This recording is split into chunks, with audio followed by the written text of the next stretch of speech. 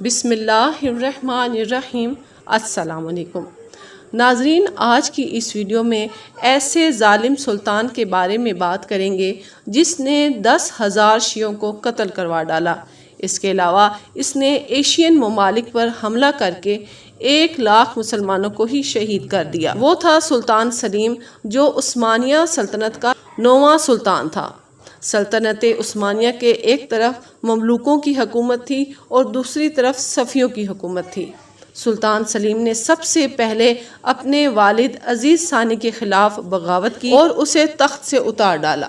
تخت سنبھالتے ہی اس نے اپنے تمام بھائیوں اور بھتیجوں کو مروا ڈالا تاکہ تخت کا کوئی دعوے دار باقی نہ بچے۔ سلطان سلیم نے یورپ کی طرف رخ کرنے کے بجائے ایشیا کے مسلمانوں پر حملہ کیا۔ سلطان سلیم نے اپنے جاسوسوں کے ذریعے اپنی سلطنت میں یہ معلوم کروایا کہ اس کی سلطنت میں کتنے شیعہ موجود ہیں، تو پتہ چلا کہ 70,000 کے قریب شیعہ اس کی سلطنت میں موجود ہیں۔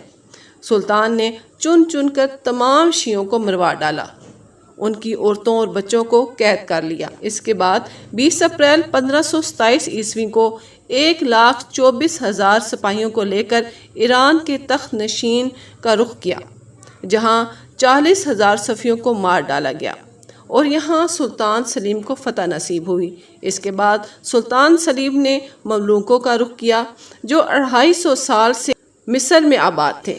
جب سلطان کی فوجوں نے مملوکوں سے جنگ لڑی تو مملوکوں نے بہت بہادری سے اس کا مقابلہ کیا۔ اس جنگ میں سلطان کے بہت سارے کمانڈر اور امیر مارے گئے، جس سے سلطان کو بہت نقصان ہوا۔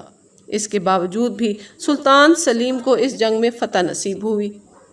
تو ناظرین، یہ تھی آج کی معلوماتی ویڈیو۔ اگر آپ کو معلوماتی لگی ہو تو لائک ضرور کیجیے گا، اور آپ سے گزارش ہے کہ چینل کو بھی ضرور سبسکرائب کر دیا کریں۔ ڈھیر ساری دعاؤں کے ساتھ اللہ حافظ۔